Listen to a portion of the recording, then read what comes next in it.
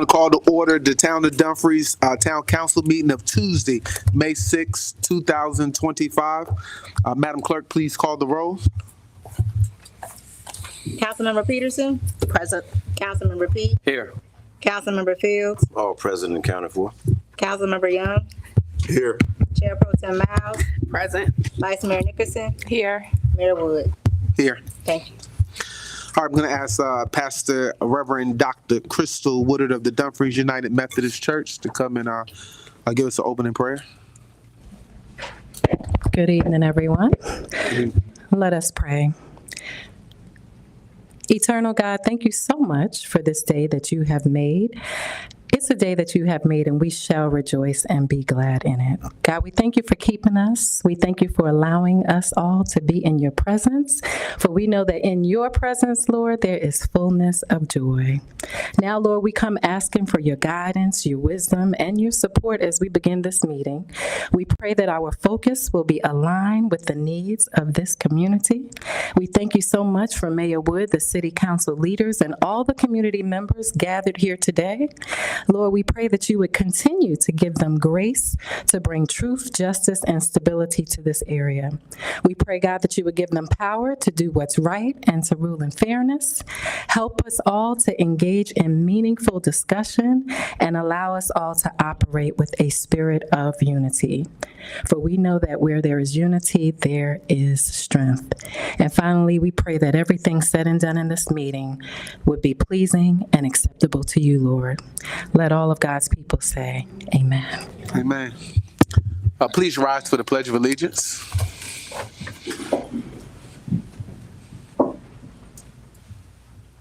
Pledge allegiance to the flag of the United States of America, and to the republic for which it stands, one nation, under God, indivisible, with liberty and justice for all. All right. Please be seated. All right. Next on our agenda is the adoption of the agenda. Mr. Mayor, I move we adopt the agenda. Second. Okay, it's been moved and second. Any discussion on the agenda? Seeing none, Madam Clerk, please call for the question. Councilmember Peterson. Aye. Councilmember Pete. Yes. Councilmember Fields. Yes. Councilmember Young. Yes. Chair Pro Tem Miles. Aye. Vice Mayor Nickerson. Yes. Mayor Wood. Yes. Motion's passed. All right, first on our agenda is awards and proclamations. Councilman Pete. It is both an honor and a privilege for you this evening to recognize essential members of our municipal team, the town clerk and deputy clerk, and to formally read the proclamation recognizing the 26th annual Professional Municipal Week, Clerks Week. In thinking about the impact clerks have on our community, I have the privilege of recommending that our own town clerk, Nikesha D. Lucas, be nominated for the Clerk of the Year Award. Out of 95 counties and 225 municipal governments in the state of Virginia, and I am proud to share that she has received that award. That deserves it.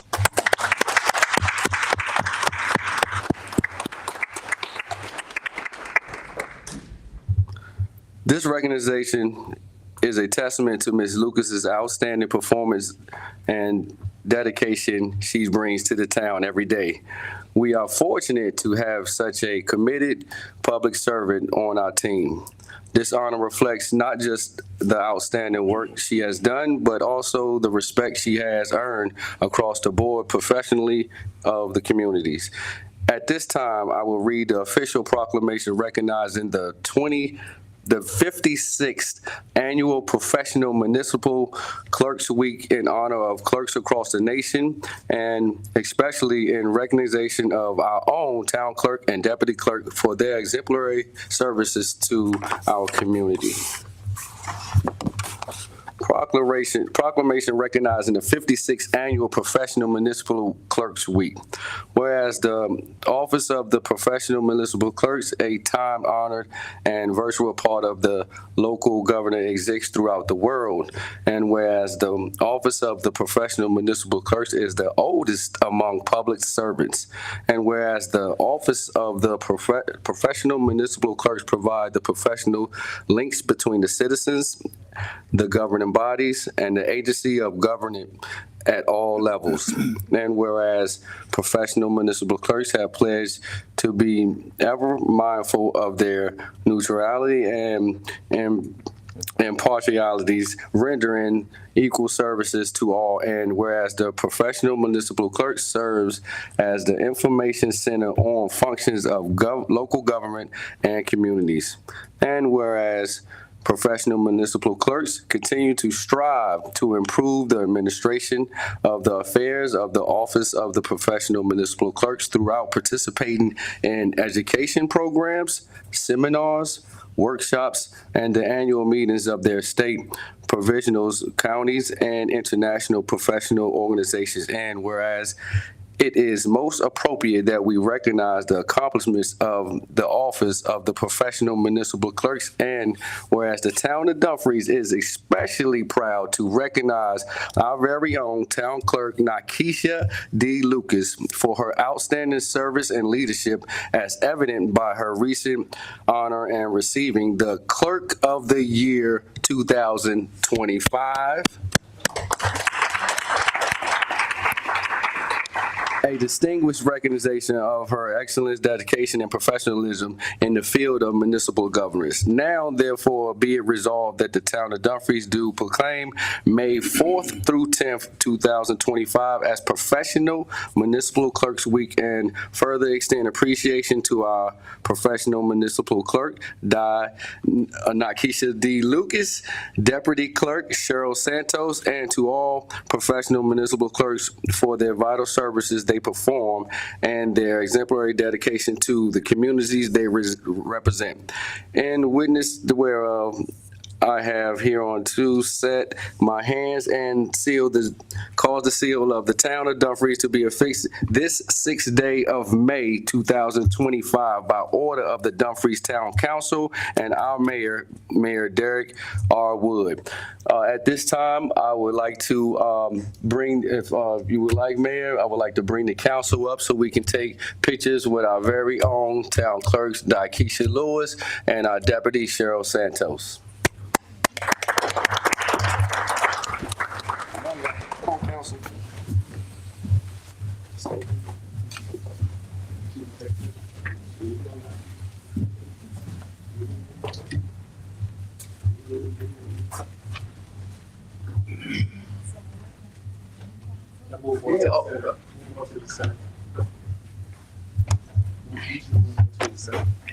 And out of respect, I would like to also include the town manager and the town attorney, as this is a part of our staff and we are doing an excellent job. So this is going to be a great picture.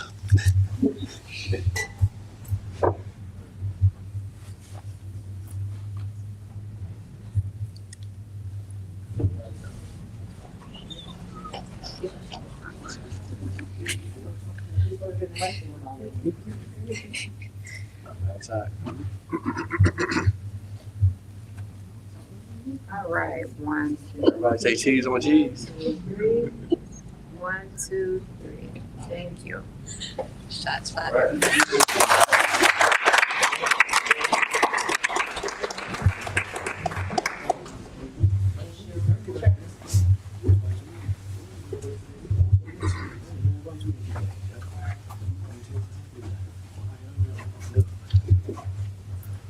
One, 2, 3. Thank you. Thank you. Town clerk, the floor is yours. You don't want to say thank you? I do want to say thank you, and I appreciate the nomination. Was surprised that I got it. I've been doing a clerk for the last 19 years, and this is the first time that I received it. I do appreciate it.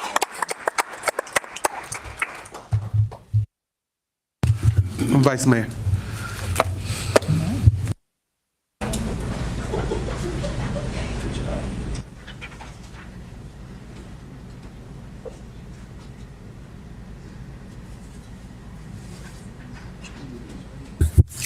Okay, as May is recognized as Business Appreciation Month here in Virginia, I want to take a moment to uplift and celebrate a few of the businesses that help shape the heart and rhythm of our small community.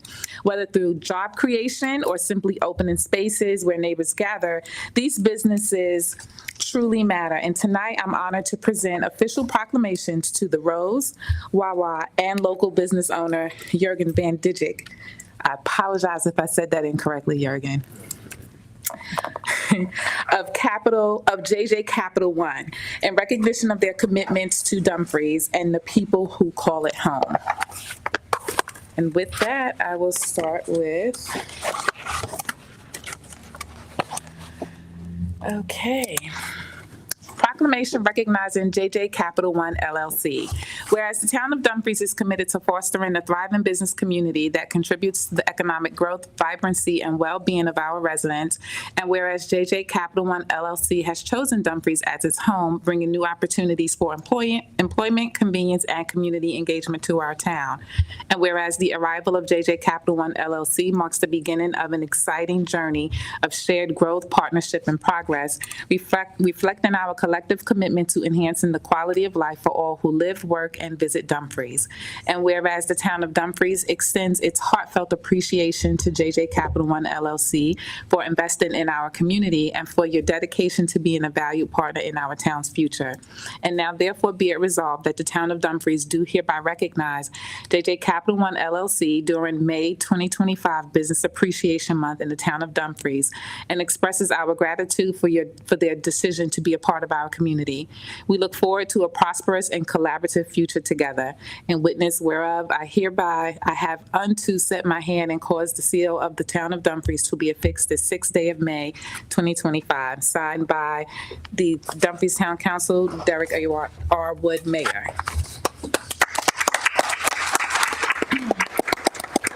So come on up, let's take a picture, and then you can go to the podium and say a few words.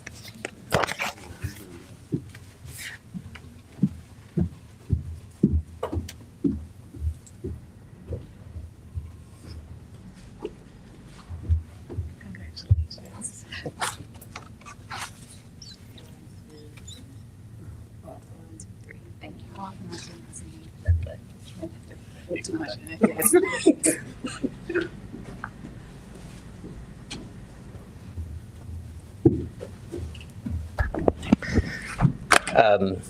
When I got the email, I was actually kind of surprised. I've been here 18 years, and when I came to Dumfries, the building that I bought was an old antique station. I don't know if you remember that. And I'd done a lot of research about the area, and this was kind of the last area that I saw as being developed eventually. I had a 20-year plan, and it's just about 20 years where it's coming into fruition. It's been a time to struggle, as you all know, but I'm getting there.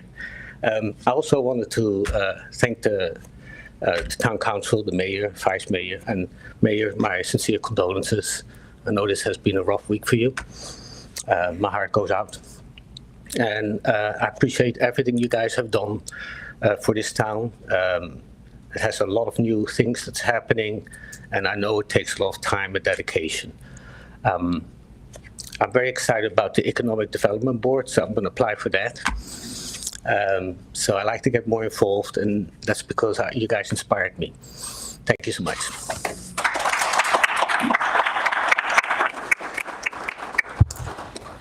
Proclamation recognizing the Rose. Whereas the town of Dumfries is committed to fostering a thriving business community that contributes to the economic growth, vibrancy, and well-being of our residents, and whereas the Rose has chosen Dumfries as its home, bringing new opportunities for employment, convenience, and community engagement to our town, and whereas the arrival of the Rose marks the beginning of an exciting journey of shared growth, partnership, and progress, reflecting our collective commitment to enhancing the quality of life for all who live, work, and visit Dumfries. And whereas the town of Dumfries extends its heartfelt appreciation to the Rose for investing in our community and for their dedication to being a valued partner in our town's future. And now, therefore, be it resolved that the town of Dumfries do hereby recognize the Rose during May 2025 Business Appreciation Month in the town of Dumfries and expresses our gratitude for their decision to be a part of our community. We look forward to a prosperous and collaborative future together. In witness whereof, I have hereunto set my hand and caused the seal of the town of Dumfries to be affixed this 6th day of May 2025, signed by order of the council, Mayor Derek R. Wood.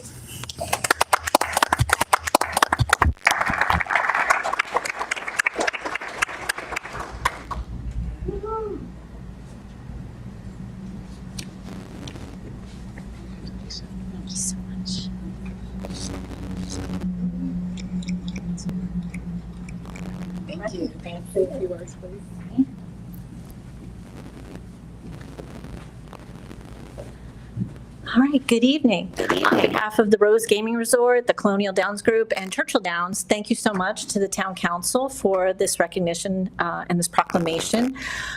We are very excited to be here in the town of Dumfries. We very much value the partnership, and this is very much a partnership that brought this resort to fruition. Not every communities can see the long-term value in having a gaming facility in their location, so I really appreciate that the town saw the vision of what we could be and also what the town. And I can tell you from all of the hiring that we did, which many of you helped me with, especially you, Councilman Pete, we really have developed a wonderful team that represents this local area. And as we're bringing in customers from all over the United States, and what we've seen in our database, we are really showing them what Dumfries has to give to the community and to our customers. So thank you so much for all of your support up to this point and continue going forward as we continue to grow. So thank you so much.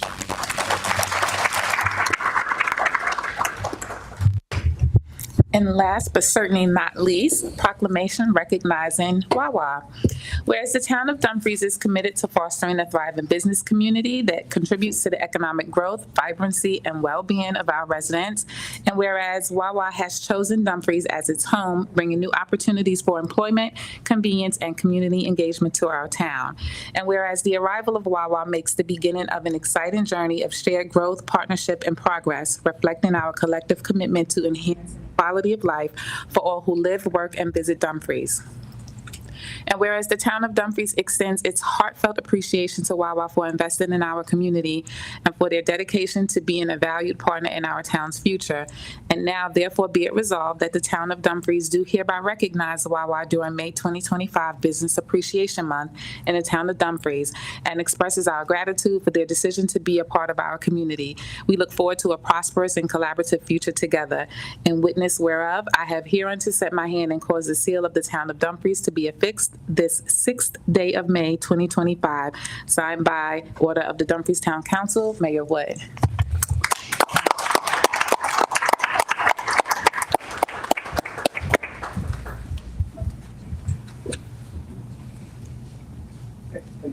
My pleasure. Congratulations.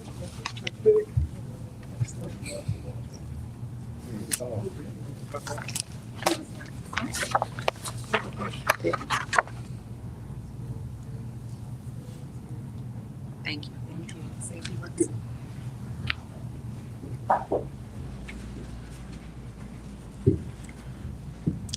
I'm Michael Mears with Avdeo Partners. We're the owners of the Wawa site.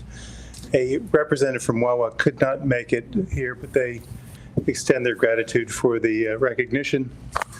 I want to thank the council for its support in transforming what was a vacant office building into a world-class retail location that's going to generate a lot of tax dollars, create a lot of jobs, and provide an excellent amenity for the residents of Dumfries. We're pleased with all that we've been able to accomplish together. We've been working on this for, I guess, about a year and a half. And The store construction is going really well. We expect the store to be open in September 4th. So we look forward to continuing to work with the council and the town staff for through the construction process, getting the CFOs, working with Reggie and his team for a hiring event to make sure that the town residents can participate in that, and then coming together for a grand opening in September.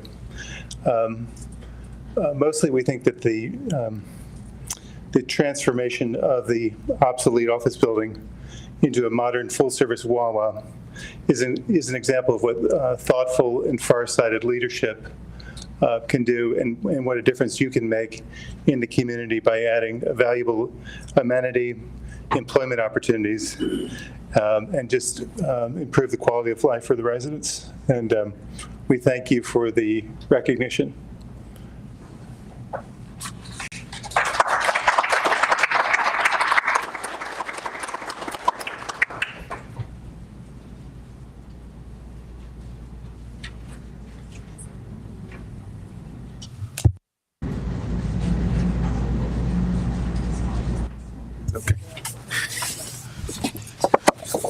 Okay, I'm just going to read an overall proclamation proclaiming Small Business Week.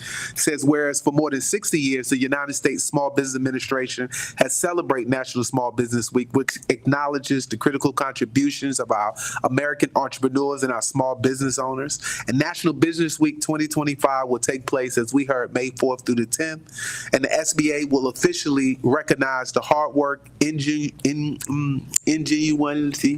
and dedication, including their contributions to the economy. And whereas small businesses are the backbone of the United States economy, and there are more than 31 million small businesses in the United States who employ and support the livelihoods of millions of Americans. And whereas currently there are more than 181 licensed small business located in the 1.6 square mile town of Dumfries with 5,800 residents. And whereas during the month of May 2025, the town of Dumfries will host a business appreciation celebration on May the 17th in Garrison Park for local small businesses to encourage town residents to come out and learn more about some of our own small businesses and to support them. Now, therefore, be it resolved that the Dumfries Town Council do hereby proclaim May 4th through 10th as Small Business Week, and we urge the residents, our community, and communities across the county to support small businesses, merchants throughout this year. Signed by order of the Town Council, Mayor Derek R. Wood. Mr. Tabor, I want to give this to you.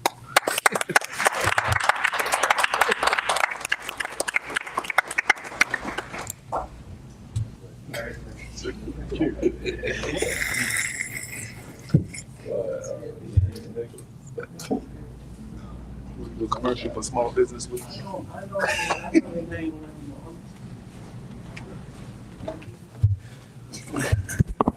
Honorable Mayor, Vice Mayor, Chair Pro Tem, and members of council, as well as the community. We've heard from some just incredible business partners that we have in the community who provide jobs and, of course, revenue for us to function and provide services to our community. And we look forward to continuing to build our local economy and add to the number of businesses that we have. This Saturday, May 17th from 12 to 4 in Garrison Park, we will have a business appreciation event and invite the community and all businesses to come out and to exchange information, to network, and to just celebrate our local businesses. Thank you.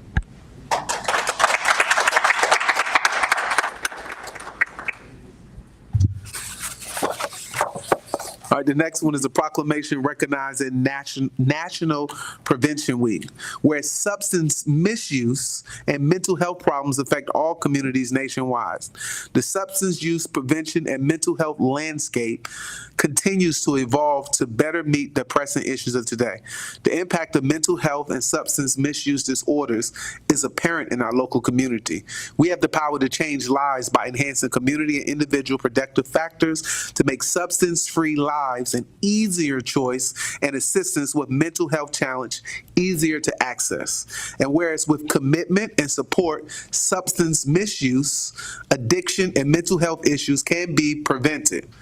The focus of National Prevention Week is to change the prevention landscape by providing evidence-based and accessible resources to facilitate collective action and story sharing. By showcasing the work of our partners in prevention, we can confront the societal challenge surrounding substance misuse together while celebrating stories of prevention. And whereas through National Prevention Week, the work of Prince William County Community Service Wellness and Prevention Team and the Prevention Coalition of Greater Prince William, people become more aware and able to recognize the signs of mental health and substance use disorders. Equally important, community members from all walks of life learn how they can help implement preventive strategies and showcase the effectiveness of evidence-based programs. And whereas we need to recognize the seriousness of substance use and mental health issues in our communities, the power of prevention, and the tireless efforts of those working to make a difference. The small, daily actions done by individuals combined with the actions of families, communities, and coalitions come together to make up the larger, bold movement of prevention. And for the above reasons, we're asking the residents of the town of Dumfries to join us in celebrating National Prevention Week 2025 this May by engaging in a learning or engagement activity hosted by the Prince William County Community Service Wellness and Prevention Team. And now let it be resolved that the town of Dumfries do hereby proclaim May 11th through 17th as National Prevention Week, and we can call upon our community to join us in celebrating the compelling strategies and resources that support increasing awareness of and action around mental health and or substance use disorders year-round. Signed by order of the Town Council, Mayor Derek R. Wood.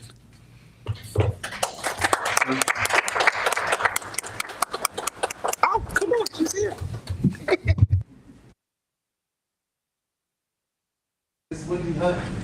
Hi.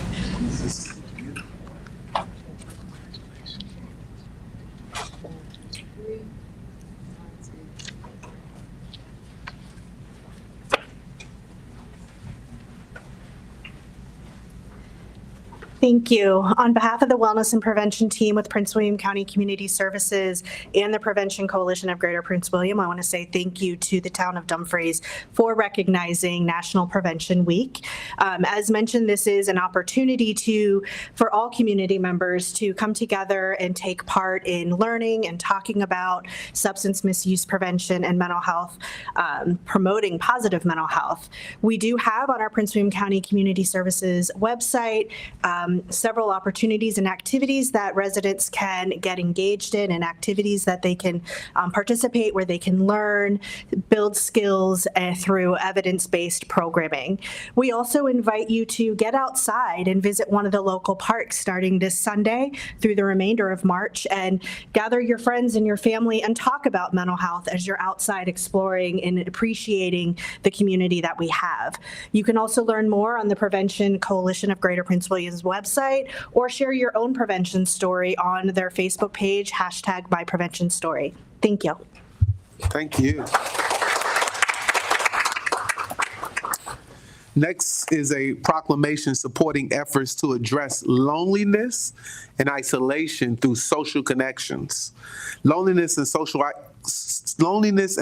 isolation are significant health concerns in the United States. And whereas current research has found that 1/3 of Americans adults report feeling consistently lonely or isolated, with even higher rates among certain populations such as older adults, younger adults, the LGBTQ plus community, veterans, and pregnant and postpartum women. And whereas these feelings of loneliness and isolation can increase the risk of chronic disease, mental health disorders, and even premature mortality. And whereas over the past few decades, social and technological changes such as the risk of social media and increased work demands have impacted our ability to form meaningful connections with others. And whereas the National Forum for Heart Disease and Stroke Prevention recognizes the critical impact of loneliness and social isolation on the health and well-being of our communities. And whereas the Move with the Mayor Spring Mental Health and Physical Activity Challenge is a powerful initiative to promote physical activity while encouraging social connection, community engagement, and emotional wellness among residents of all ages and background. And whereas the town of Dumfries is committed to creating opportunities for residents to prioritize their physical and mental health through community-driven program, whereas in support of this mission, I invite you all out to meet with the mayor at our fitness court every Monday in May at 7 p.m. after work for a mental health boost through movement, connection, and conversation.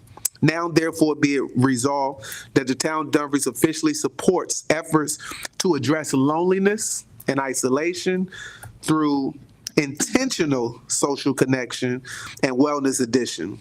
Be it further proclaimed that we encourage all residents to actively participate in the Move with the Mayor Spring Challenge, promoting physical activity, forging meaningful relationships, and building a more connected, resilient, and health community. Signed by order of the Town Council, Mayor Derek R. Wood.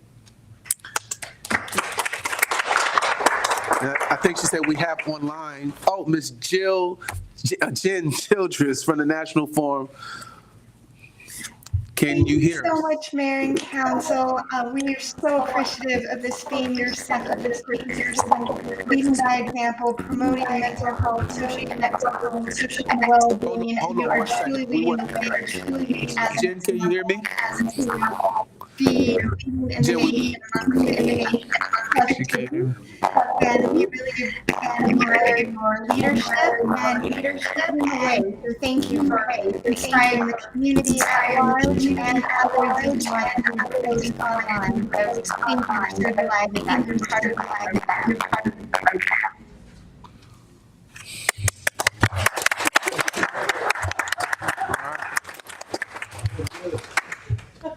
Thank you, Jen. We got it all in the proclamation. Pass that down. All right. All right, next is a proclamation recognizing May 1st as a Global Love Day. Wow, whereas the Love Foundation, a nonprofit organization, has announced Global Love Day to facilitate establishing love and peace on our planet. And whereas Global Love Day will establish a worldwide focus towards unconditionally loving each other as we love ourselves.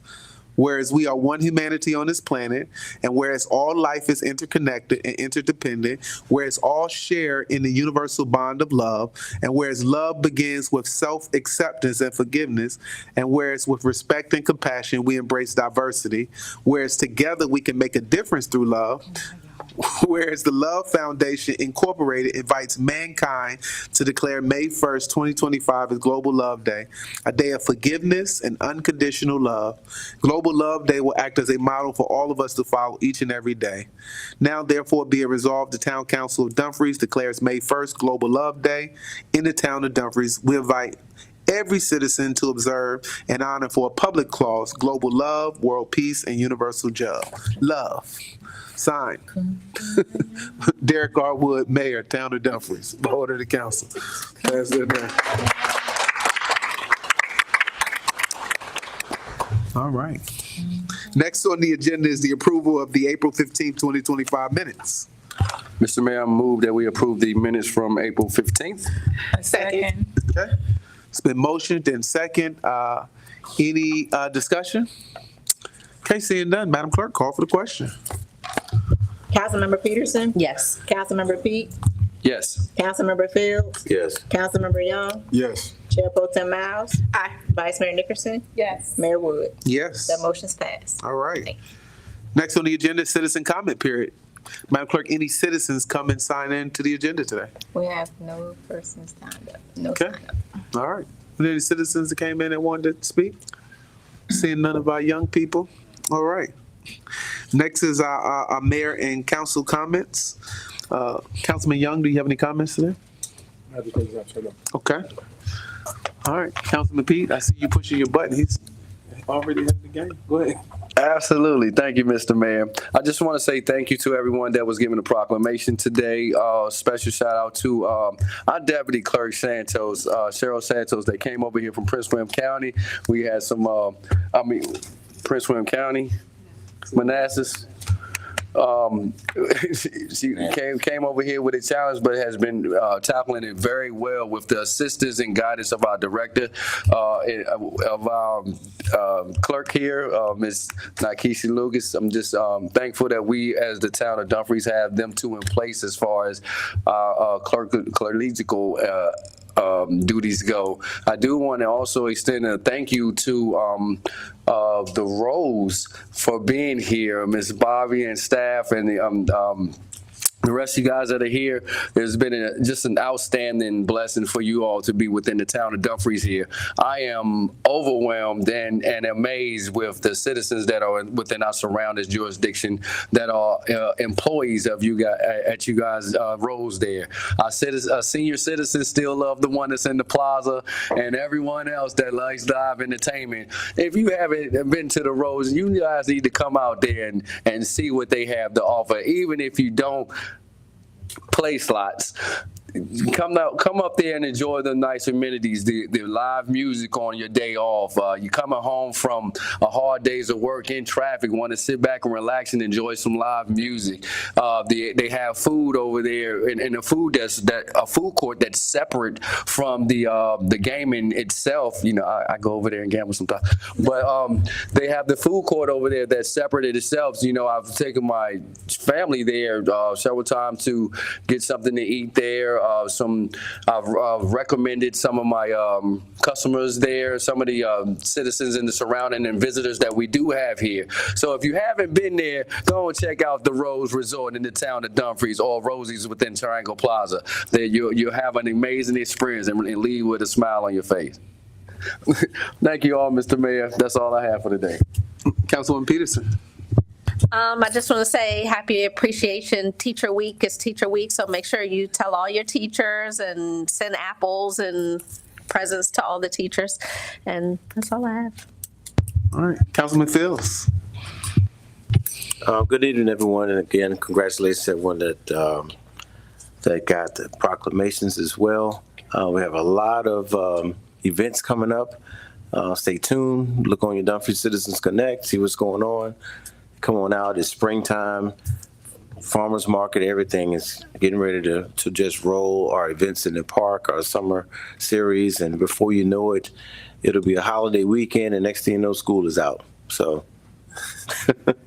stay tuned. Y'all have a good evening. Chair Pro Tem. Thank you, Mr. Mayor. I want to congratulate our clerk and our deputy clerk once again on your award. We definitely are fortunate to have you here with us. And just want to tell everyone we will be having a new day coming out for Autism Appreciation Day. The weather forecast seems to just not let us be great, but the staff has worked really hard and put a lot of work into it. So the new day will be forthcoming. So stay tuned to Dumfries Citizens Connect, and also we'll be announcing as well. Thank you. Vice Mayor. Thank you. First, I want to extend my deepest condolences to the Wood family. May I know this is a heavy time, and I want you and your family to know that you all are in our thoughts and prayers during this time.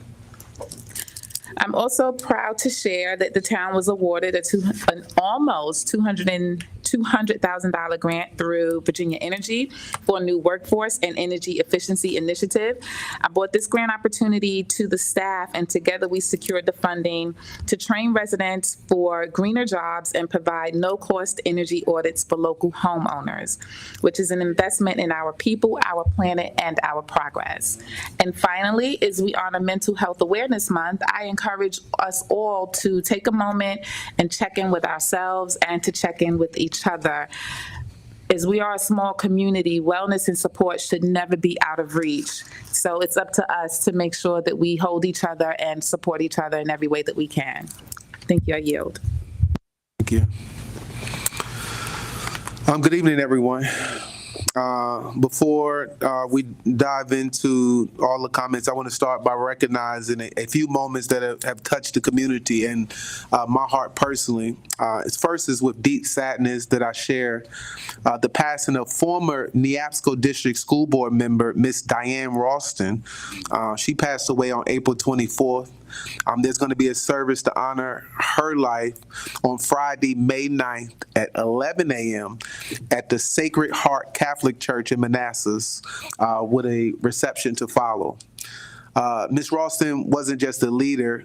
She was someone who mentored, a connector, and she was a fierce community advocate. You know, back in 2012, she stood beside Mr. Al Brooks and Willie Toney and helped push forward a wave of leadership in this county that begin to reflect the community that it serves, including helping me get elected that year to the town council.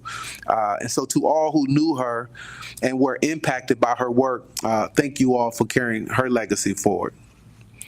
And on a personal note, my family is grieving a real heartbreaking loss. My younger brother, my only brother, really, he passed away suddenly on Friday. And I want to thank everybody here for the outpouring of love and support we've received. It has been overwhelming, and I want to thank each and every one of you who personally reached out to me. Our faith has been shaken, but it's not broken.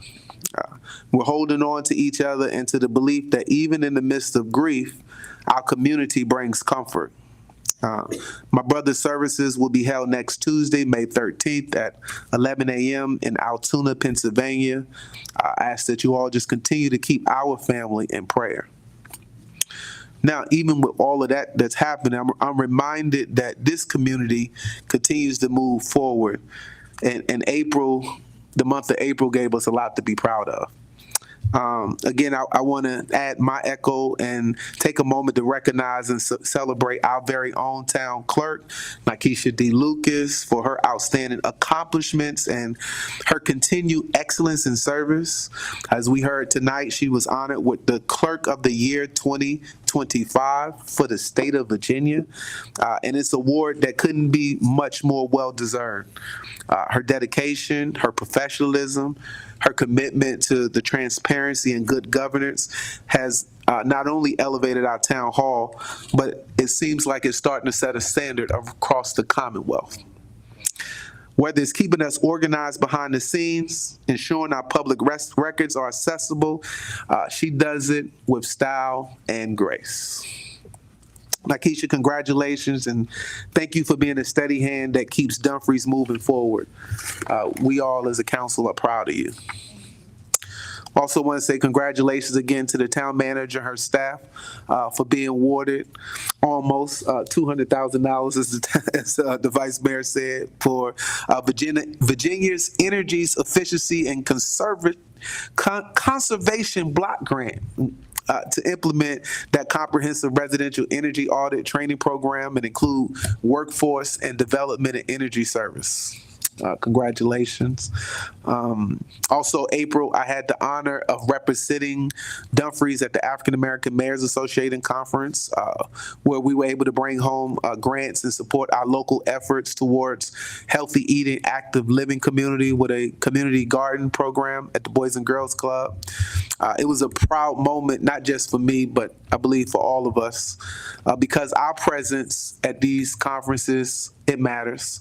Our small town is showing up in these national conversations around infrastructure. We're showing up in development and resiliency. And I'm proud to share that I also get to serve as the co-chair of the Transportation, Infrastructure, and Resiliency Committee, helping to ensure that communities like the town of Dumfries isn't overlooked. Back here at home in April, we saw our community shine again at the annual Easter egg roll at Ginn Memorial Park. A big shout out to Pillar Church. They've partnered with us on this event every year since the park has opened in 2013. And that's huge. I think we might have missed COVID year, but they partner every year. And a shout out to our incredible town staff who were out there serving hot dogs and smiles all day long. Thank you. I think it's those small moments of joy that continue to bring our town together. Speaking of people who show up with heart, I just on a personal note, I want to say my mom just retired after 43 years of federal service at NOAA. And if you know her, you know she's not slowing down anytime soon. She's still volunteering and showing up at events all over town, giving back just like she always had. You know, Mom, if you're watching, she's usually here, so I thought she'd be here, but maybe she'll see this later. Mom, thank you for leading by example. I love you, and I'm proud to be your son. Now let's thank you. Now, just talking about what's ahead, as we heard, this is Teachers Appreciation Week, and today is actually National Teacher Day. And the theme this year is Teachers Illuminate the Future. And it's true. I think our teachers are lighting the way for the next generation. To all our teachers, thank you for all that you do. Mother's Day is this Sunday.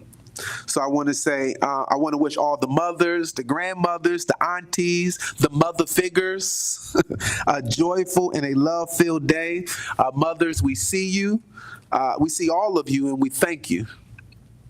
Memorial Day is coming up, and as a veteran, it's more than just a long weekend. It's a sacred moment for us to honor those who gave their lives so we can live freely. Let's not just remember them. Let's live in a way that honors their sacrifice. As we've heard, I want to lend my congratulations to all those who got proclamations. It's Small Business Week and Business Appreciation Month. We know here that our small businesses are the heartbeat of Dumfries. So thank you to all the business owners for all you do. I want to urge everybody, let's keep shopping local. Let's keep dining local, as Councilman P said, and let's continue to invest in one another. And of course, it's Mental Health Awareness Month.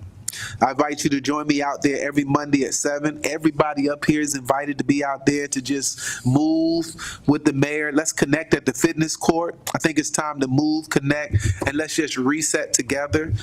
Because when we move our bodies, we actually lift our minds and we strengthen our community. Finally, one of the most important days for us, May 11th, is our Charter Day. Yeah, and so this year we mark 276 years since Dumfries was chartered. It's not just a number, it's a testament to our resilience as a community. Dumfries is the oldest continuously chartered town in the Commonwealth of Virginia. And while the town won't be hosting a formal Charter Day event, I wanted to encourage you all to check out Historic Dumfries Incorporated for any programs and take a moment to just appreciate how far we come. To hear more about where we're headed, I invite you also to join us for the 7th annual State of the Town address on Thursday, June 5th at 6 p.m. We'll talk about our progress and our priorities and how we're building the Dumfries of tomorrow together. And finally, here's your food for thought. When you strengthen the roots of a tree, its branches reach further. Let's keep strengthening the roots of Dumfries through unity, through service, and a shared purpose. Thank you all, and may the month of May be one of reflection, growth, and hope. All right, with that said, we have our first presentation of the night. And it's from the National League of Cities Compass Policy Permission. And Council, before we get into this presentation, I just want to take a moment to connect it to a bigger picture. You know, we all set a clear goal for our town attorney to update our town ordinances to make sure that they're not only legally sound, but I believe relevant, enforceable, and in line with the kind of community that we're building. You know, questions, it's our job to ask questions like, is this ordinance solving the right problem? Is our ordinances equitable? Is it actually working in practice? All of this ties back to our town council's vision of having a well-managed government and an engaged community. And that's exactly why I think tonight's presentation matters. A few months ago, I had the opportunity to sit in on this work session. I think I accidentally walked into it by accident. And I think I was supposed to be there, and it really challenged me to think differently. And I was going to walk in and walk back out, but I stayed in there for a few hours and became much participated. So much of what we pass is of good intent, but we rarely take a step back to measure if its impact is what we hope for.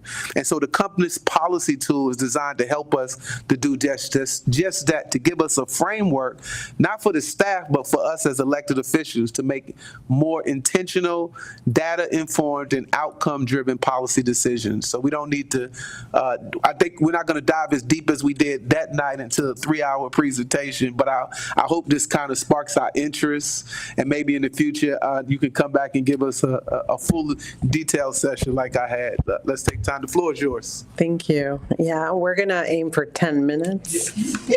And Nikesha, question, do I advance the slides? Is that? Okay, perfect. Well, first of all, good evening, Mayor Wood, Vice Mayor Nickerson, and esteemed members of the council. My name is Lourdes Aceves, and I'm the Director of Health and Wellbeing at the National League of Cities.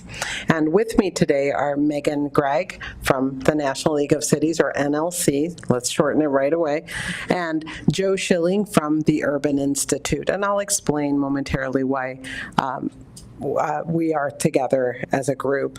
But it is really my privilege, our privilege, to present to members of this council, and I'm grateful to Mayor Wood for inviting us to be here today.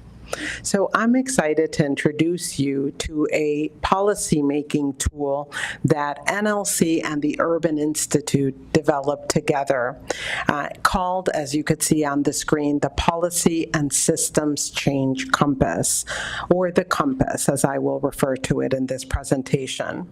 The Compass is a step-by-step guide that is designed to help city leaders implement intentional, equity-focused policies. And we developed the tool because we know that municipal leaders have the power to make transformative progress, but they often lack the resources to explore root causes or to gather evidence and data that could support the policy and systems changes needed to advance equity in their communities. So the Compass empowers cities to use policy as a tool to address and undo the harmful policies that have led to the disparities that we're living with today. Hope I got this right. Yep. All right. So just a little bit about who we are. The National League of Cities is a nonpartisan organization serving cities, towns, and villages across the United States. And we've been doing that for more than 100 years. And our mission is to support local leadership, to advocate at the federal level on your behalf, and to drive equity-centered innovation for communities of all sizes. And NLC membership, just so to be crystal clear, extends to all city staff and elected officials. It's not only for mayors or city and town managers. It gets all the member benefits are for mayors, department heads, agency staff, council members. So we provide resources to all of you in all areas of municipal work. So here's some background about the Compass. The Compass was co-developed by NLC and the Urban Institute in 2022, and it was created to help cities navigate the complex path toward equitable health outcomes through system and policy change. So it started in NLC's Health and Wellbeing Department because we were trying to help cities advance health and well-being. As you read the proclamations, it was wonderful to hear Vice Mayor Nickerson say, for the vibrancy and well-being of our communities and the quality of life, these are things we think about. This is what we're trying to change in cities. So with this tool from 2022 to 2024, we piloted the Compass in 7 cities. So it has been tested. And we focused on issues like equitable climate resilience, that was last year's pilot, and workforce-related wealth inequity. So the compass, and here is a visual that gives you a sense of what the compass is, centers on what we call big P policy or capital P policy. These are municipal ordinances, they are resolutions, legislation. It focuses on the formal policy levers that can create sustainable change. But we also integrate practice and systems change to help support policy success. So the compass is issue agnostic. It can be applied to any policy topic. So we've applied it to 2, but it was designed with that in mind. And it's organized into 4 phases, as you can see. It goes clockwise, and 10 steps. And it helps cities move methodically from problem definition, what is it we're trying to solve for, to root cause exploration, right? Why does this problem exist? To feasibility assessment, because we know that often as a council you have several policies before you. Which one should move forward? Which will have the greatest impact? All the way through to policy enactment and measurement, to what Mayor Wood was saying. This process helps city teams stay focused, grounded in data, and centered on equity. So here's phase 1. It's about defining the problem, and it has 3 steps. The first step asks teams, oh, they're excited. This is like, all right. Asks city teams to look at existing data and evidence, then select one community problem to address using the compass process. Cities or towns then craft an initial problem statement. The next step is to unearth the reasons the problem exists and asks why those reasons exist. And we've noticed that in this step, town teams take considerable time in this phase to ask why repeatedly, delving deeper and deeper to get a firm understanding of the root cause that are holding that community problem in place. Then choose one root cause to focus on during the compass process. And the third step focuses on desired results and what the policy or system change should create for both residents and for a better functioning system. And in this step, the cities create an impact statement to ask what needs to change in the system in order to create that impact for residents. Here's phase 2. If phase 1 was about defining the problem, phase 2 is about identifying solutions, and that will fall to you. So to do this, cities map the policy landscape and consider where does that the policy ecosystem map is used to understand the local policy environment and to narrow down options to the most feasible policy proposal with the most impact, asking where does that equity come into play with this policy option? How can this policy option ensure equitable outcomes? So once you map out some, the next step is to explore potential policies. And finally, assessing feasibility and impact. What's possible and meaningful given the local environment?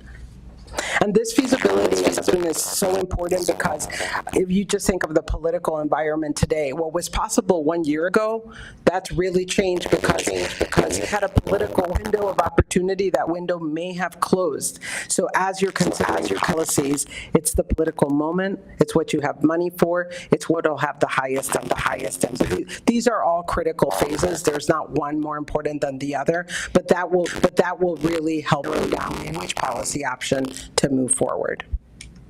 This is phase 3. Again, going through the phases, identify the problem, identify the solutions. Now we're in phase 3, draft the proposal. It's time to write the policy.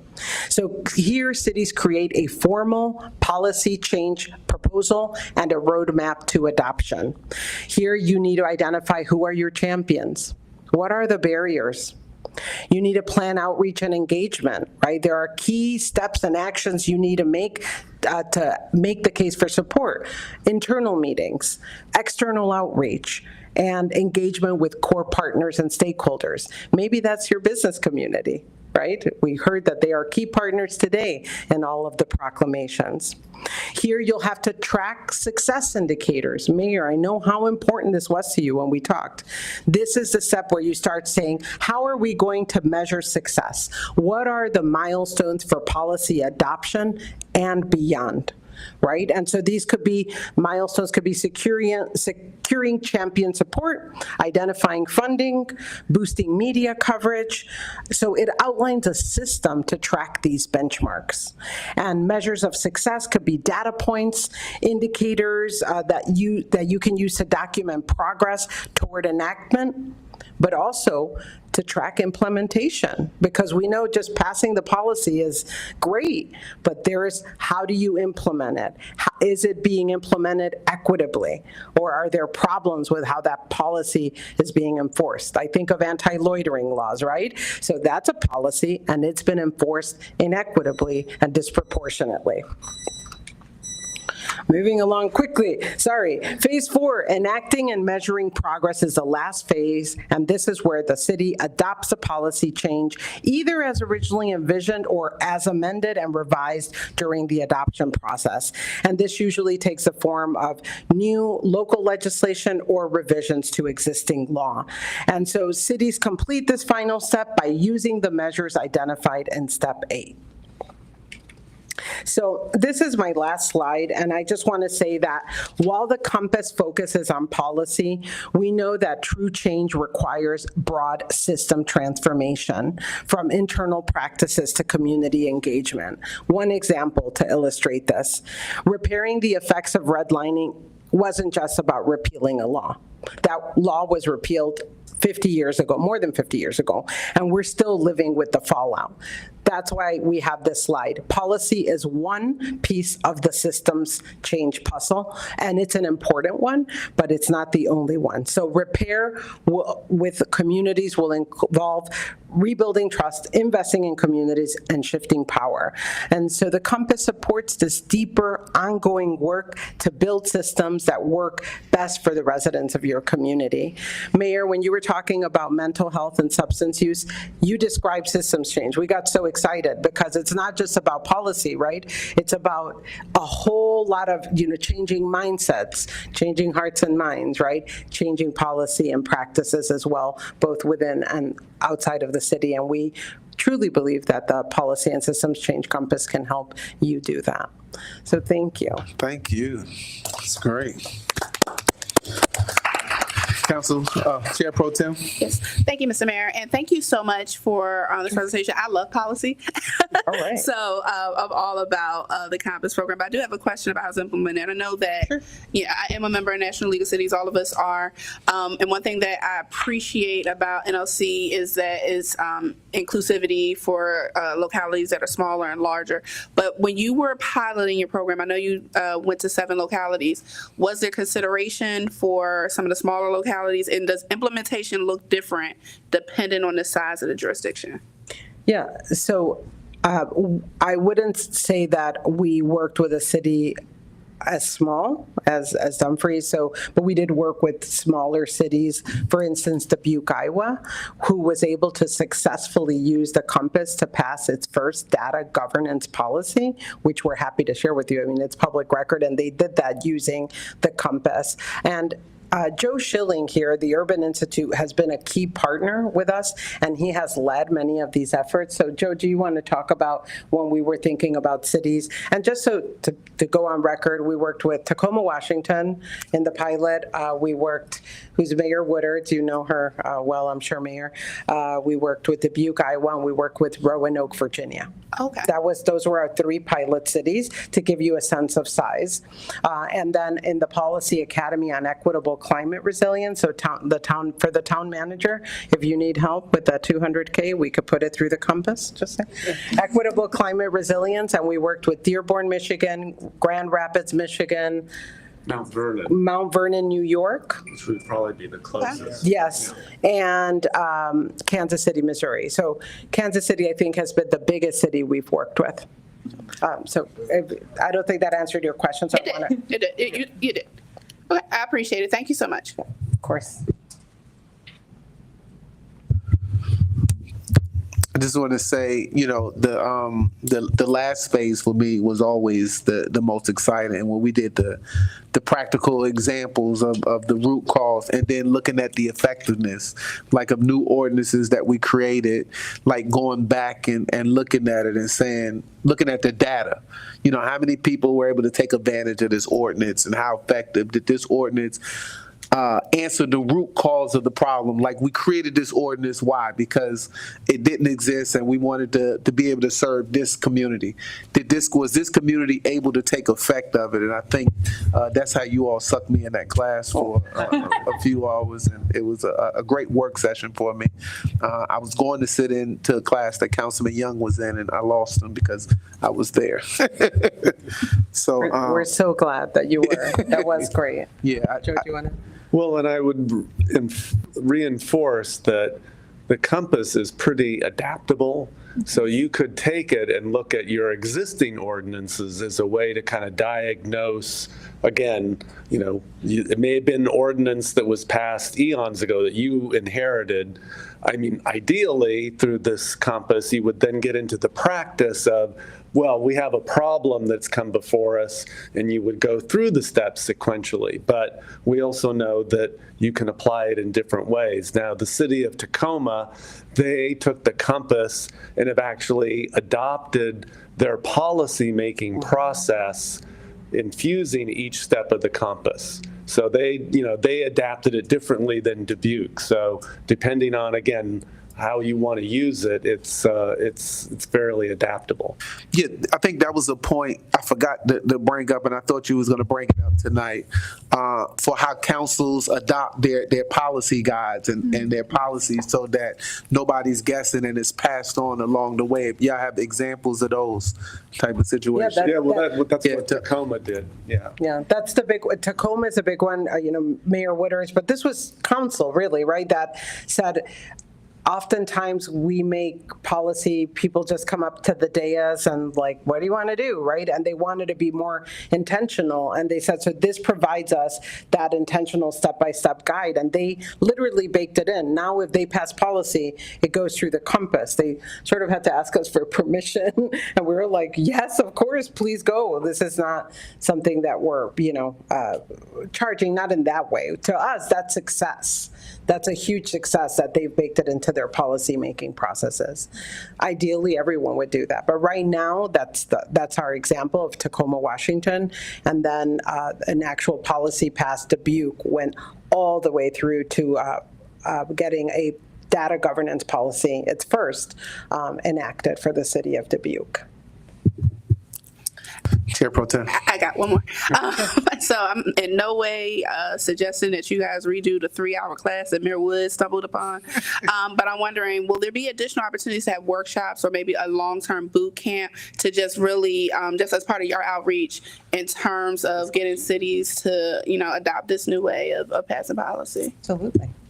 I feel like I told you to ask that question because we have a workshop coming up at the end of this month, and Mayor Wood, I'll make sure to send you the information. You can circulate it with the council, but it's a two-part, 2 different 2-hour sessions that are a little bit more intensive version of Mayor Wood, what you attended at the conference.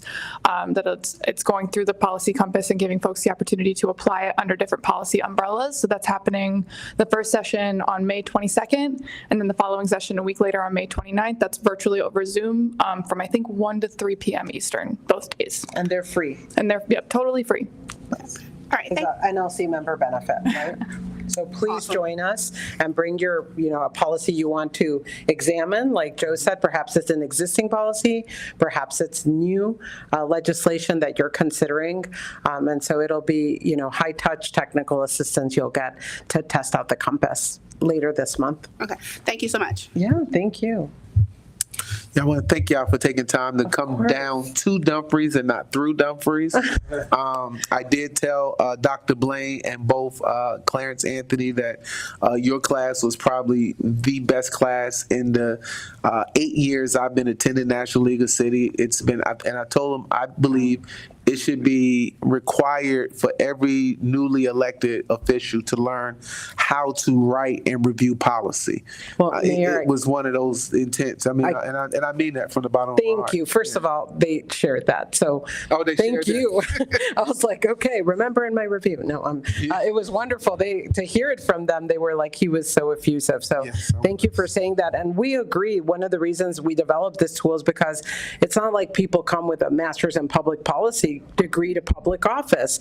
You don't intuitively know. We don't, like, you know what I mean? You have to learn these skills, how to make policy. So we're so glad that it was valuable to you. That makes us feel really, really good. I also want to go on record that the Urban Institute really wants to take Council Member Pete on his offer to go to the Rose. He's bringing it up ever since we got here. So we may make We a built visit. this so you can stop there. Right. And they're open 20. And tonight is karaoke night. Karaoke starts okay. at Wow. 9 and it goes to midnight. So if you go after the meeting, we may come do a little karaoke with Councilman Pete. Thank you for that presentation. I was just about to say that, Mr. Mayor. You already chimed on it. If there is karaoke this evening, we still had a representative in here. They can lead us the way over there. That's an awesome night. It's an awesome night. That's all I have, Mr. Mayor. Thank you. All right. Anybody else? Well, thank y'all for taking Thank time to you. come Thank out. you so much for hosting us. Thank you. All right.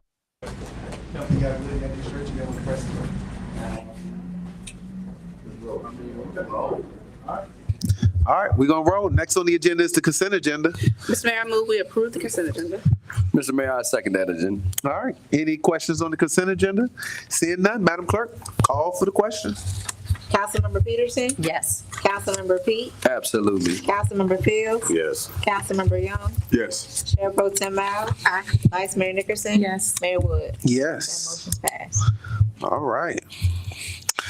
All right, now we go to our public hearing. Our ordinances, the policy. Now we put the compass in practice. First one is a public hearing authorizing the town manager to lease and donate certain town property to the public body of the Commonwealth of Virginia, providing the repeal of conflicting ordinance serviceability and the effective date. Madam Attorney? Thank you, Mr. Mayor, members of council. We have 4 ordinances for public hearing tonight. The first, as you mentioned, is the ordinance authorizing the town manager to lease and donate certain town property to a public body of the Commonwealth. This ordinance is a part of the many ordinances that are being presented as part of our code review. It is a new regulation. The overarching purpose of this ordinance is to take advantage of the state law exception to the public hearing requirements by authorizing the town manager to administratively approve a lease or donate property to another public body of the Commonwealth of Virginia, but only on certain conditions and without first having to come to council. If you look at the draft, it's written into 2 sections. The first section authorizes the leasing of real or personal property. The conditions include that the lease, 1, be in writing, 2, be for a period not more than 36 months, 3, be based on a determination that the property is not then being used or needed by the town. And finally, 4, if their rental rate has not been established by the council, that the rental rate will be determined by one of the factors that are listed in the ordinance. The second section of this ordinance authorizes the donation of personal property only. And similar to the lease sections, the conditions for the donation must include a determination that the property to be donated is not then being used or needed by the town, that it has actually been declared surplus, and that it does not exceed $5,000. And the exception to the valuation is for a retiring police dog. Both of these sections require the town manager to make annual written reports to the council of any lease or gift that is made under this ordinance. And due to the potential efficiencies achieved, I recommend the adoption of this ordinance. That concludes my prepared remarks. I'm happy to answer any questions you may have. Okay. Council, any questions on the report? All right, seeing none, I will open up the public hearing. Madam Clerk, is there any citizen that showed up today that signed up to speak to that issue? No, sir. Okay. Does anyone come in late and get an opportunity to sign in? All right, seeing none, I will now close the public hearing. All right.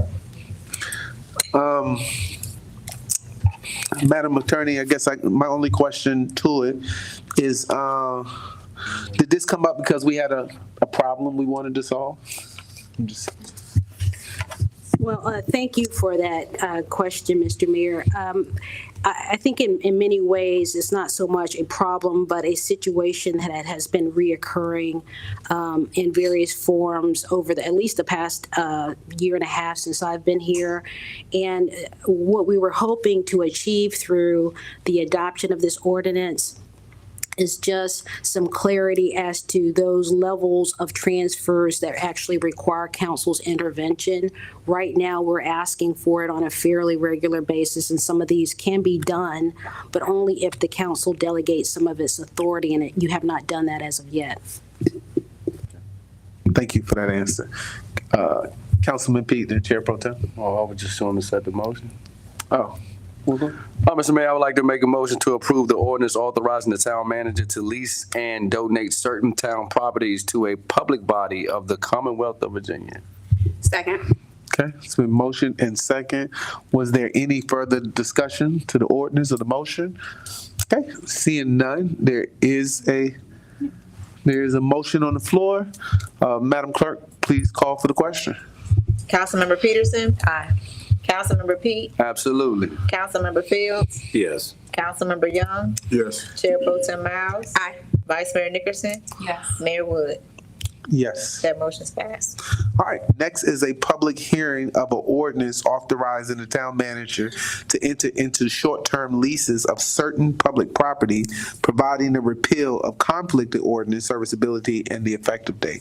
Madam Attorney.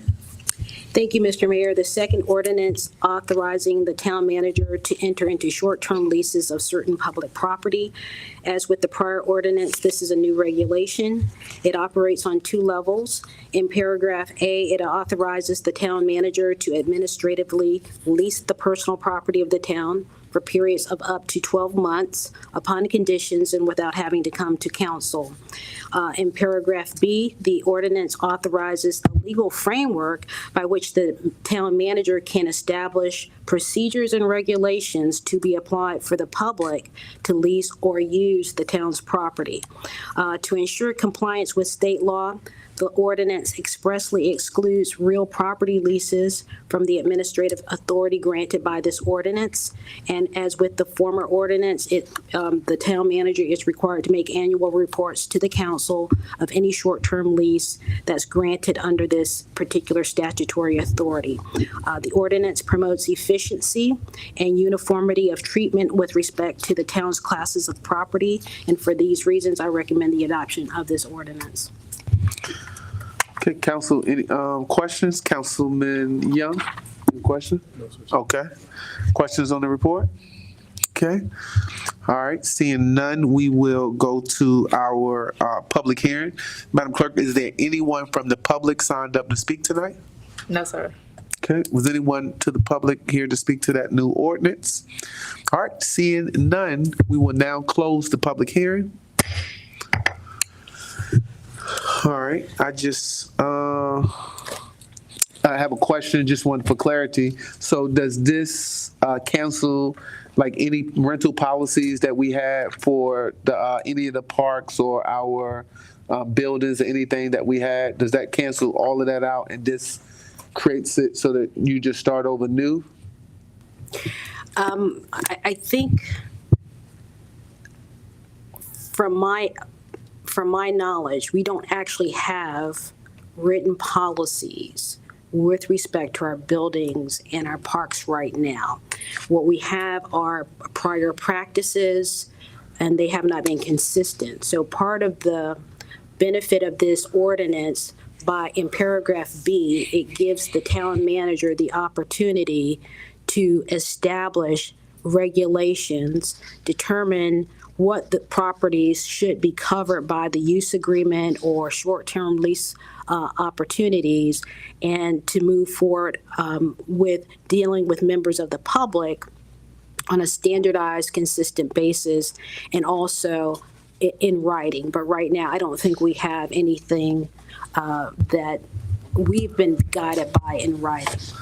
So I was a part of a council who adopted a policy document on it. So I don't know what the resolution was. It might have been 2014, 2015 timeframe. That's why I asked if this would cancel out all of those policies. But we did adopt a use policy back when we were running a Parks and Rec. It was required for me to write that up and to actually have that presented. So we did have a policy that I had to bring before the council and adopt it.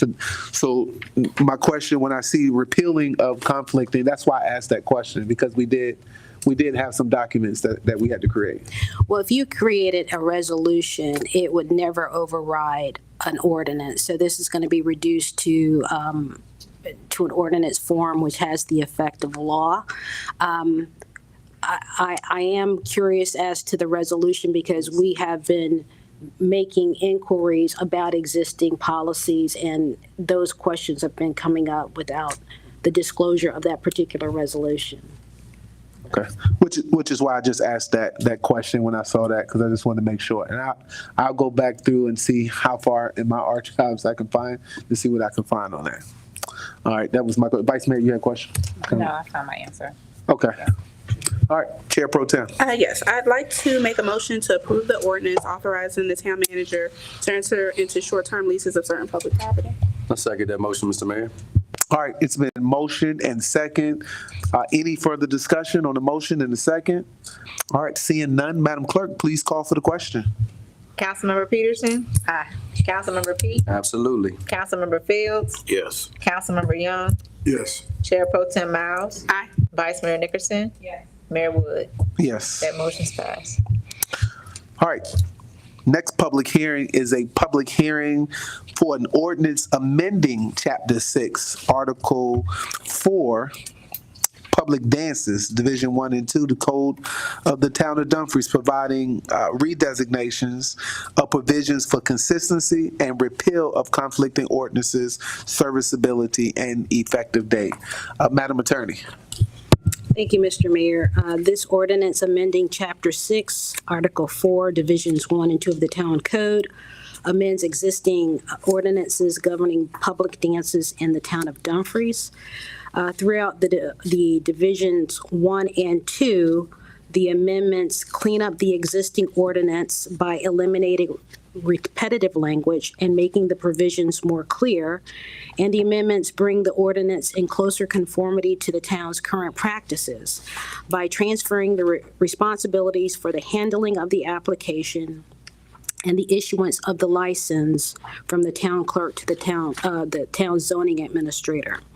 Specifically to Division 1, the amendment adds ground for revocation of the license and ensures the town's compliant with the state code for the setting of the license fee. And it is the language that was added limits that to the maximum amount allowed by state law. With respect to Division 2, the amendments increase the information requirements for a permit application, the safety plan, and it establishes a fixed period for a permit holder to appeal a revocation should one occur. This ordinance promotes efficiency, alignment with the town's current practices, and compliance with state law. And for these reasons, I recommend the adoption of this ordinance. Thank you. Oh, you had a question? I do. Go ahead. Okay. So my question is first going to be, can you share with us again what prompted this change in the ordinance? Because I think that'll help frame the questions. Sure. So as you know, we're doing a comprehensive code review. So there is a reading of the code chapter by chapter. So that's prong number one.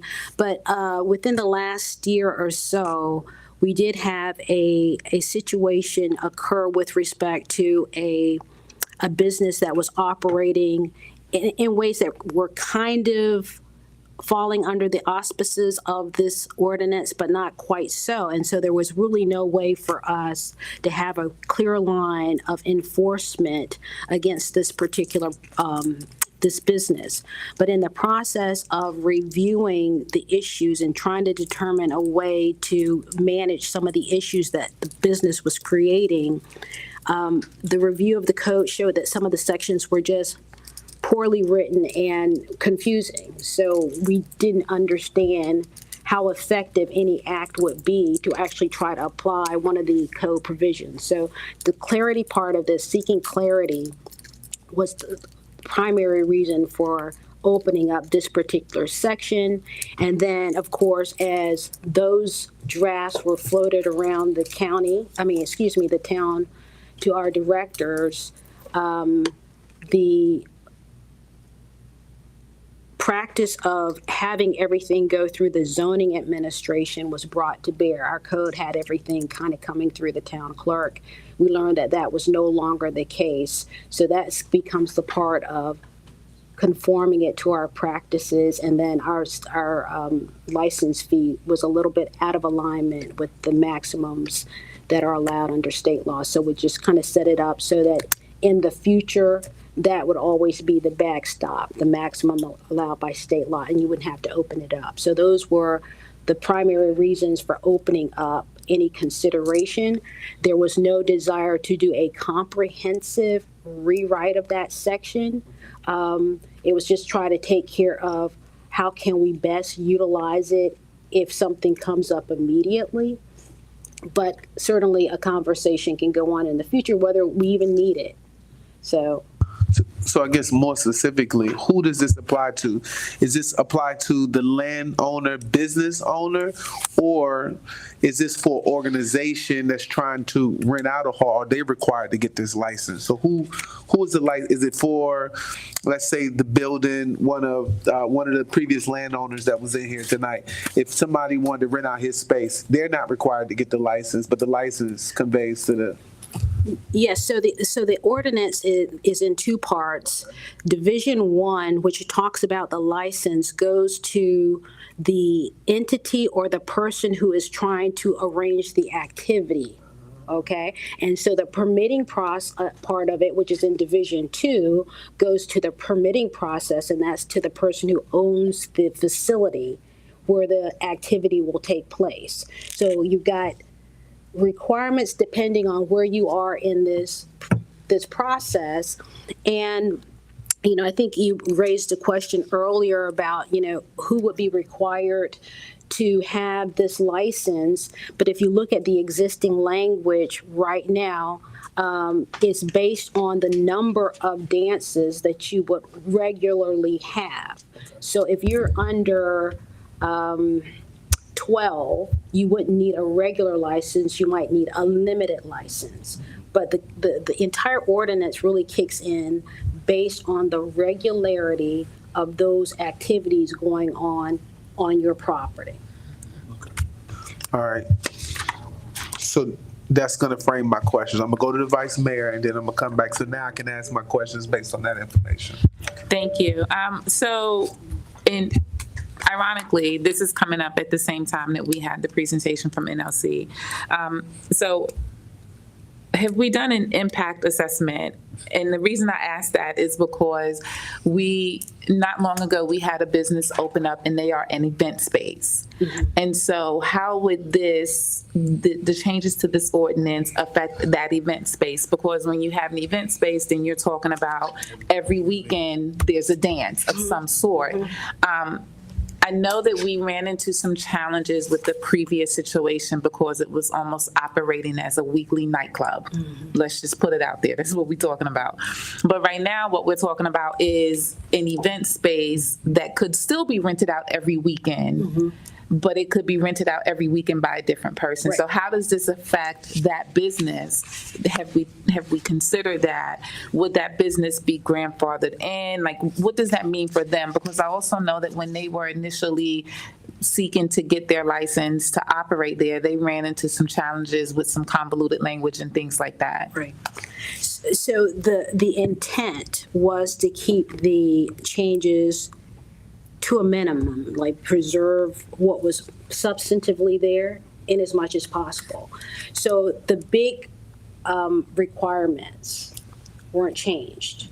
So there's nothing that's being changed and offered up through this ordinance that would be substantially more than what that event space would have to do now under the existing ordinance. There may be, when I'm talking about increasing the requirements, give a little bit more information as to, ownership in the facility, things of that nature, and also making it a little bit more detailed in terms of your public safety plan. But right now, there's still a requirement for a public safety plan. It's just that we're getting more information that makes it easier for us to make a determination as to how the permit application should be treated.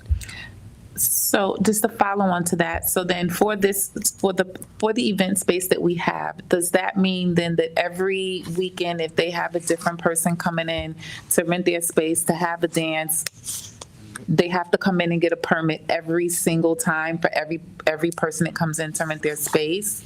No, that's not how I'm reading the current ordinance. It's Okay. basically, if you know that your facility is going to be used for public dances on a regular basis, the operator may be different. But if you know your facility is going to be used on a regular basis for the dances, then you need to have this permit. And then the licensee, the operator, would have a requirement only based on the regularity of them actually conducting that activity in the town. And Okay. 12 seems to be the magic number under our ordinance. So because this is new and we have event space businesses already in the town, will we please make sure that we are proactively letting these businesses know then this is what has changed, this is how it will impact you, and this is what you need to do moving forward? Because what I don't want to see happen is I don't want this new event space business to run into challenges where they are not in compliance with our ordinance, because we take ordinance compliance very seriously here. And so I don't want them to run into challenges and then potentially have a revocation of their license that they have to then go through a system or process of trying to clean things up because the rules have changed and they were not made aware of those changes. Sure. And one other things that you might want to look at as well, Madam Vice Mayor, at page 2 of 7, section 6-142, the ordinance does not apply to dances that are held for benevolent or charitable purposes or conducted under the auspices of a religious, educational, civic, or military organization. So if those things or those organizations are utilizing that event space, that might actually also determine whether or not the ordinance applies. And then, the public dance hall is for those events where the public at large is invited to come and utilize the space for that activity. Again, maybe for those event spaces, those have been rented out for a specific purpose, a limited audience, and then this would not apply in those situations as well. Okay. So we will work with whatever. I also saw something in here that said ages 18 and under must be accompanied by an adult. Help me with that. Does that only apply to these indoor event spaces as opposed to, because we have a concert series and we have festivals and folks outside dancing.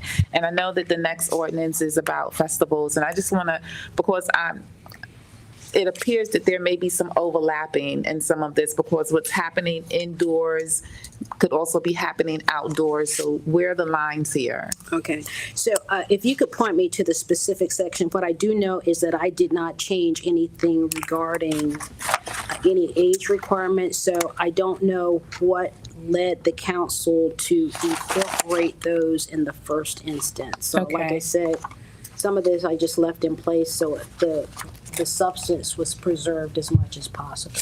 Okay, I'll look for it if you want to go ahead and move on with the mayor's questions, and when I find it, I'll bring it back to you. Yes, ma'am. Thank you. Yeah, I saw that as well, because I was going to talk about youth groups and all of those type of things.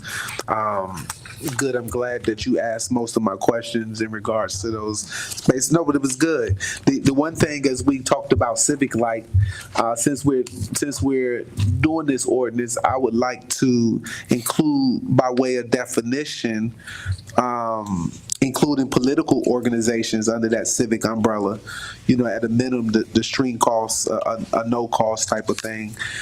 When you talk about political organizations, we're talking about campaign committees, campaign organizations, political action committees, of all to be able to be included as a civic organization, because they don't have a definition for what they are. And as a lot of these campaign seasons, a lot of them look for event spaces and things to do, and they don't have and it needs to be a category for them to fall under. Also, two, how does this impact, as we're developing a convention center over at the Rose in phase 2, and even the small rooms in the hotel now, right? If somebody wants to have an event or a little dance in there, are they going to be required to not only rent the space, but to come over here, according to this ordinance, and pay us a licensing fee just to rent out the room over there? So, that was the biggest. That's why I asked for clarity on who gets the license in this ordinance. Is it the building, or is it the people renting the space, right? Because it kind of, this ordinance, right? Which is why we're reviewing our ordinances, why we challenge the town attorney to go through, because we don't know what's written in a lot of these ordinances. And so for that sake, as we peel back the layer of onion, which is why I say that was probably the most powerful class that I've ever attended, is how to review and understand the intent of these policies. Because we wasn't around when a lot of these policies were written. And so now we're kind of unpacking it. We don't know why they put an 18-year-old or under has to be accompanied by an adult, right? That stuff is, and it's in there, because I read it. I read it too. The next ordinance. So, This is the next ordinance. Oh, so okay, in sorry. section 1-43, which is also on page 2 of 7, I mean, some of it just, we just kind of go through it section by section. So your question was if someone was at the Rose and they wanted to have a dance or something to that effect, would they have to come over and get a license or a permit? Again, the license would go to the person who was conducting the activity, but under this particular section, subparagraph A, it goes to people who are conducting a dance on a regular basis. So this one and off, or, once or twice a year, that wouldn't be something that would obviously fall under the enforceability of this particular ordinance.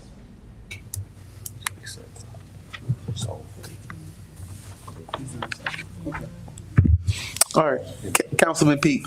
Thank you there, Mr. Mayor.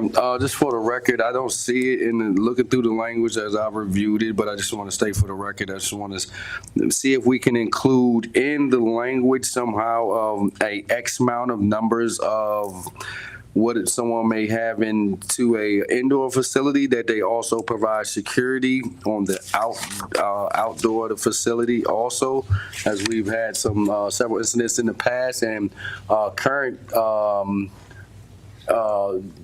incidents in close localities around here, that we could include that language in there for to be proactive on our safety.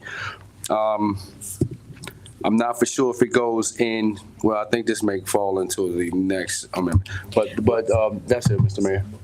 Mr. Mayor, may I? Yes, ma'am. In section 6-175, Councilor Pete, page 4 of 7, this is subparagraph B13. I'm just looking to see if this language is sufficient for what you're thinking about. It says a public safety plan has to be a part of the application process, which shall address security and any other public safety issues required to be addressed by the chief of police.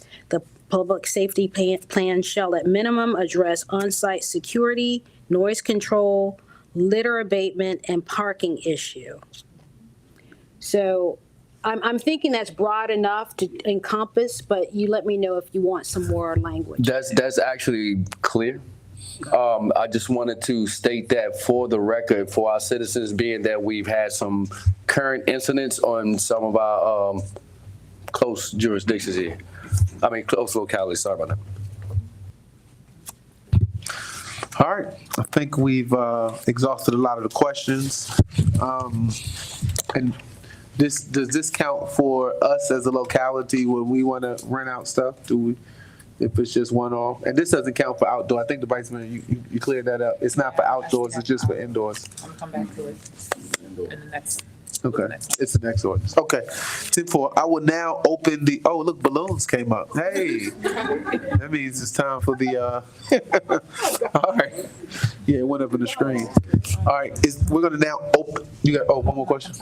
Okay, we're gonna now open the public hearing for this to give the public a chance to weigh in after that good discussion. Is there any members of the public signed up to speak? Yes, sir. All right. When anybody that didn't get a chance to speak on this ordinance didn't sign in? Okay, seeing none at this time, I will now close the public hearing. All right. Any other discussion, questions? Councilman Fields. Mayor, I'll go ahead and make the motion. I make the motion to approve the ordinance amending Chapter 6, Article 4, Public Dances, Division 1 and 2 of the Code of the Dumfries, of the Town of Dumfries. Mr. Mayor, I second that motion. And real fast, Town Attorney, would it be, yes, ma'am?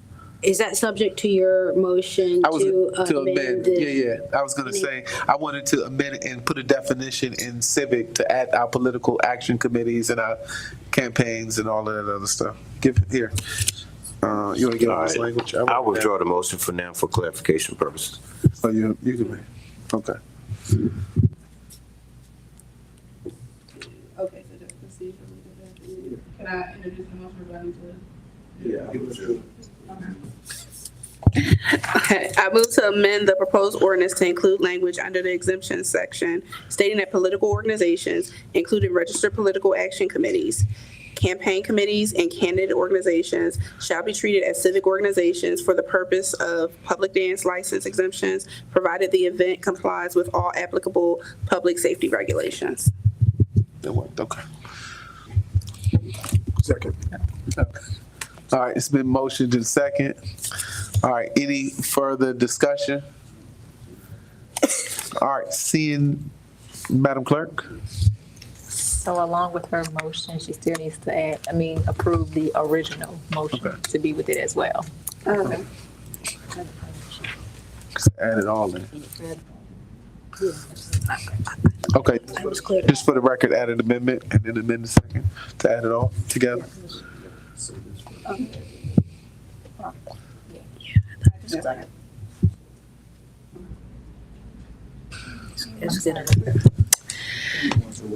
Well, Is it an amendment to? yeah, I think it was fine. Yeah. Okay. To propose. Okay. So the motion is on the floor in the second, and just for clarity, it's a motion to amend the proposed ordinance to include language under the exemption section stating that political organizations, campaign committees, and candidate organizations shall be treated as civic organizations for the purpose of public dance license exemptions, provided the event complies with all applicable public safety regulations. And who made the motion? That was And then it was second by? Yeah. Okay, all right, so, all right, Okay, so just a moment for clarity.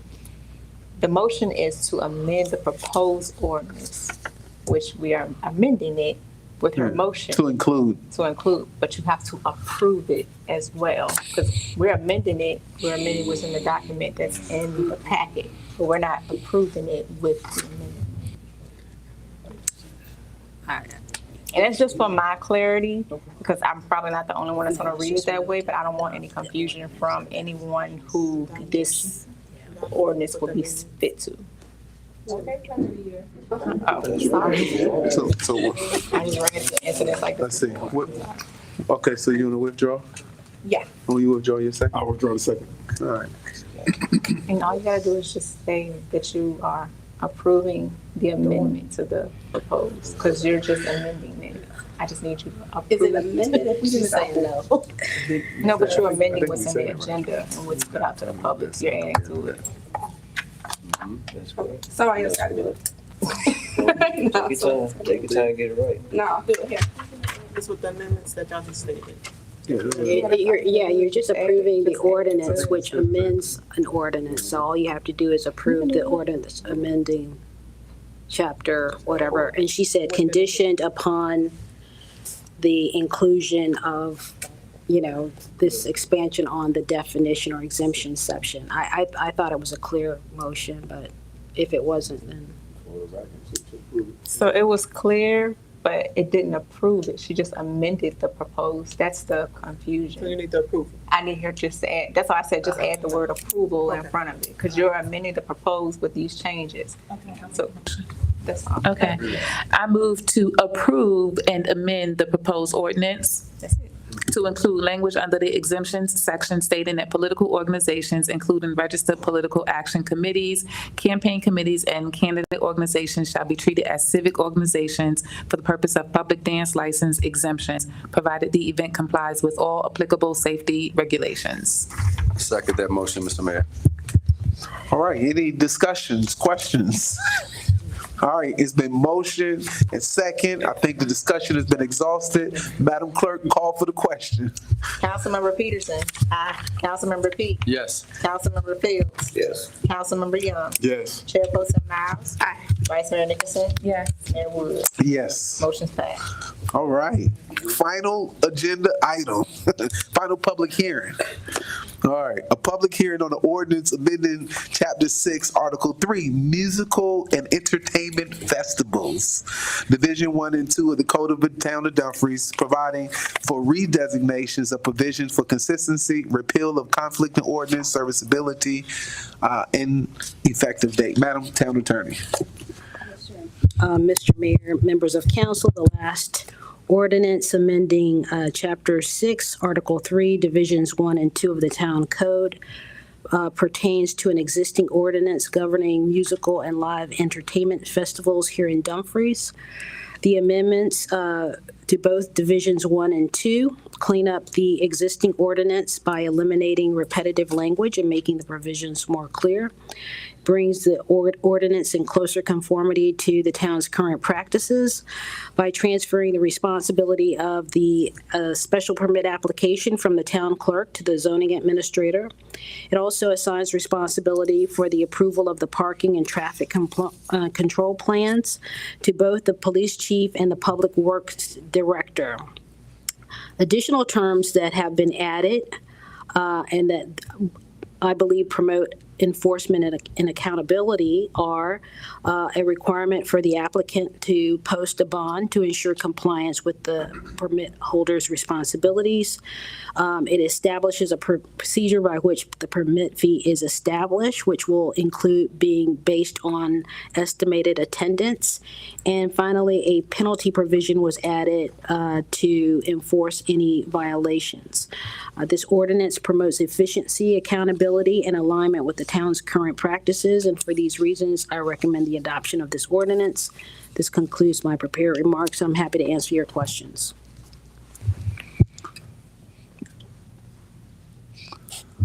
Vice Mayor. Okay, so, and I see that this language was original language. Here is where I find the 18-year-old language. So I recognize that when the town holds festivals, there is culpability and liability in the event that those under the age of 18 are there and something goes wrong.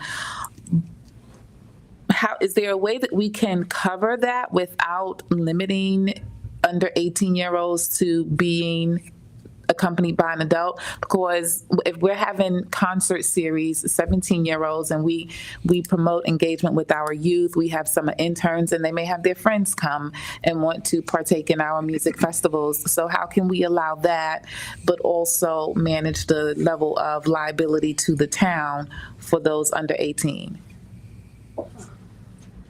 Well, what I was going to say, the way you address the issue, if it was causing some consternation, is to simply repeal that particular section of the ordinance. You can just strike it as a requirement that comes into play at all.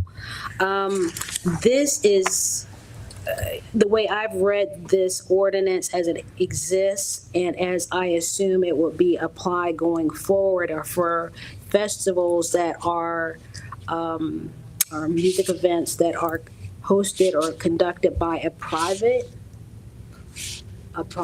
promoter and not the town. So, I'm understanding our concern to be about these folks showing up for a town event, but if it's just an event within the town, if you don't want to enforce the 18 and under provision that currently exists, we can either put some exceptions on that particular language, so amend section 6-90 specifically, or we can strike it in its entirety.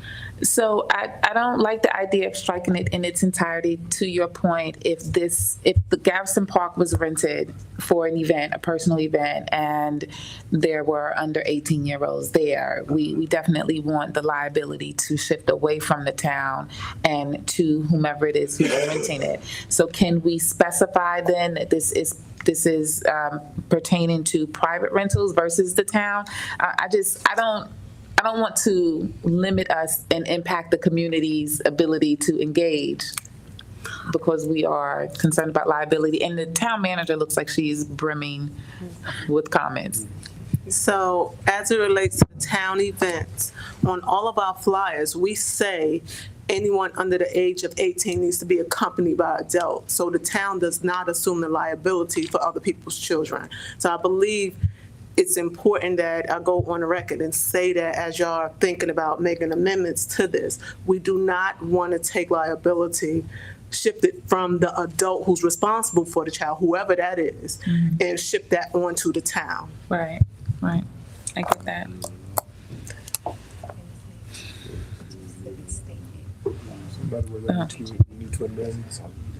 So we can pull this, and I can play around with some optional language, and we can bring it back for another meeting. That's one option for you.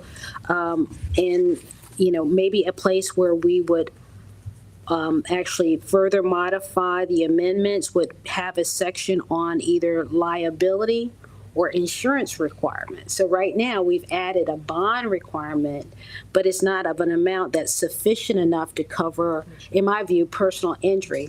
The amount that was established or proposed for the bond, which is on page 4 of 5, was to cover the town's cost if, say, a promoter absconded and didn't clean up the space, and we had to send our employees there to now clean up a private event.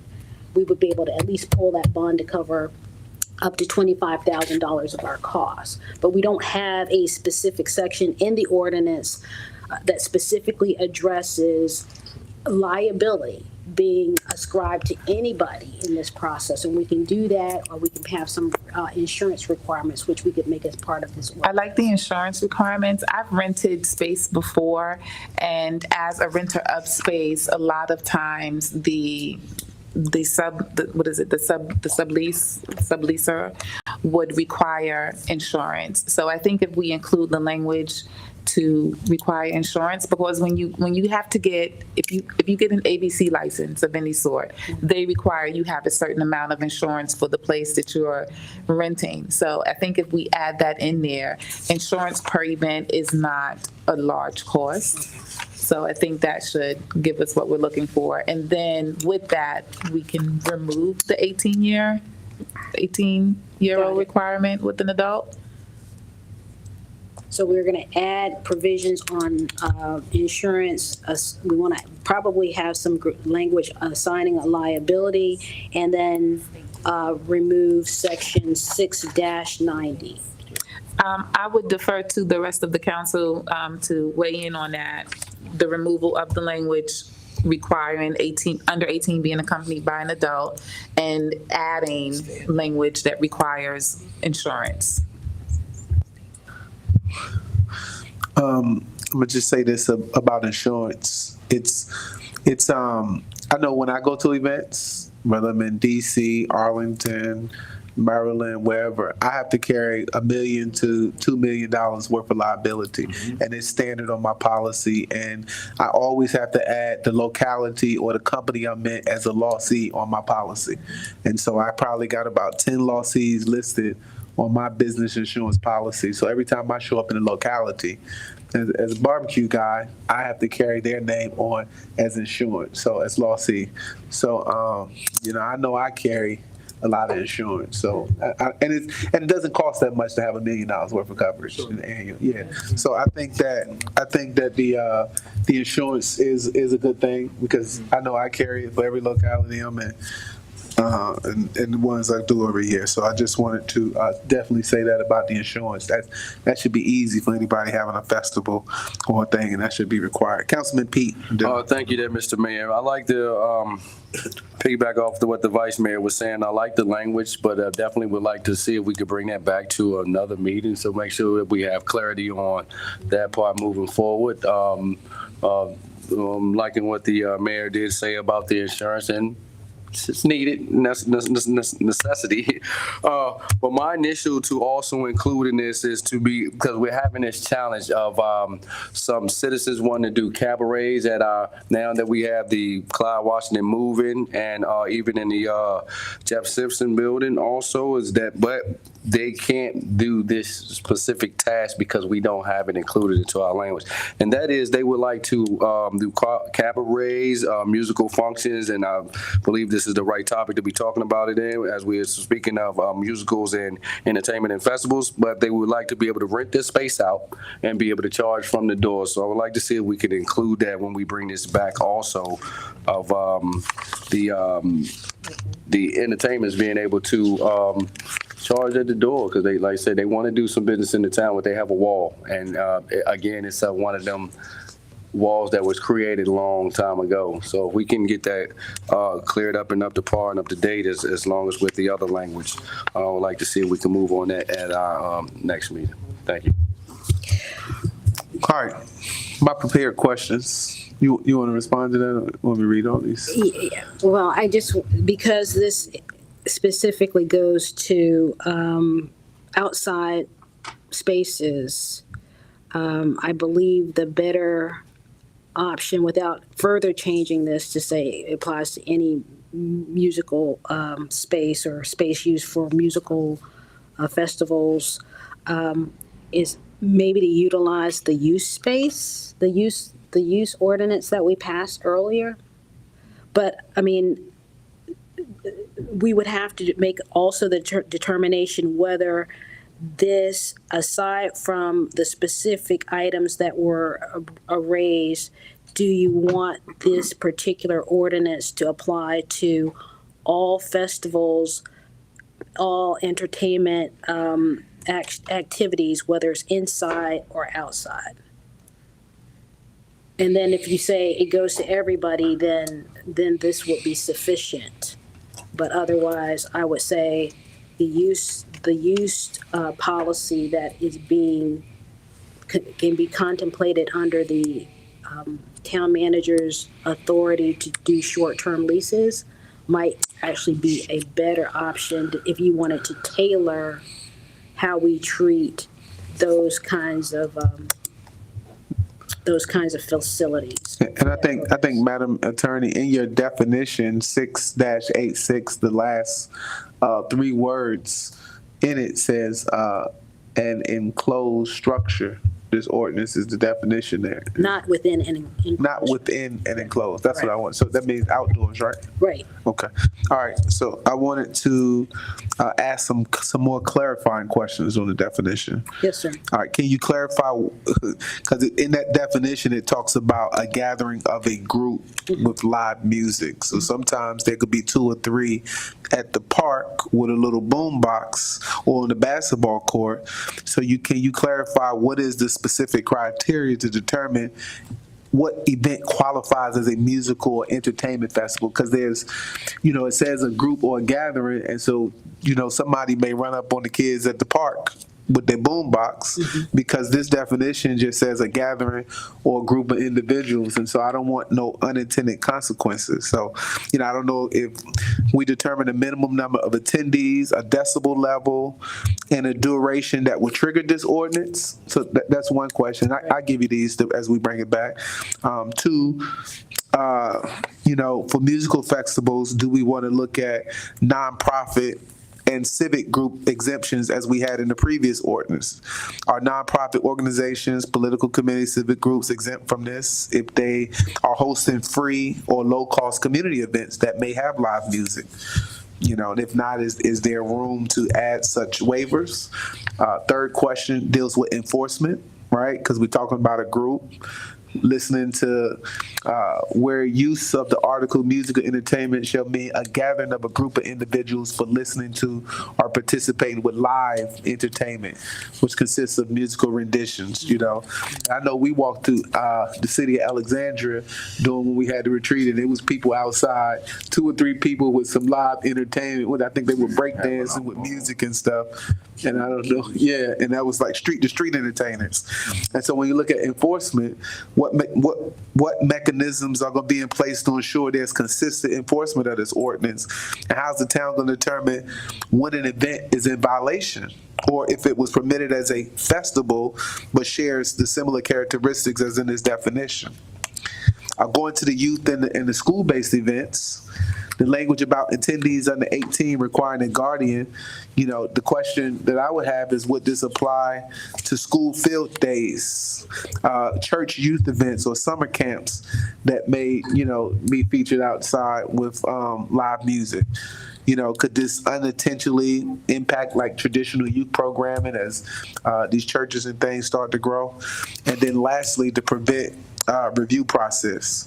Does the ordinance allow for a streamlined or expedited review process for smaller scale or even town-sponsored events? If not, you know, should we consider adding some type of tiered permit framework and time frame? So I don't know if we're going to open up the public hearing, vote it down, bring it back, or what we're going to do with this. But Mr. Mayor.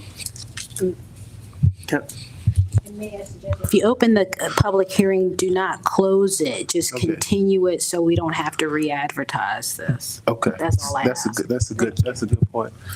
All right, Mr. Pete. Okay, so going back, because I'm not clear, for point of clarity, town manager, or maybe just for the town attorney, as far as for the for vendors or music entertainers or musicians to be able to charge at a indoor facility, or what was the take on that? What was the take on that? Was where we at? This ordinance doesn't apply to it, not for an indoor event. What I was trying to get to, Mr. Counselor, was with that authority under that earlier ordinance, the town manager can set out all these processes, including whether or not you can sell tickets or offer, you know, entrance on certain other conditions.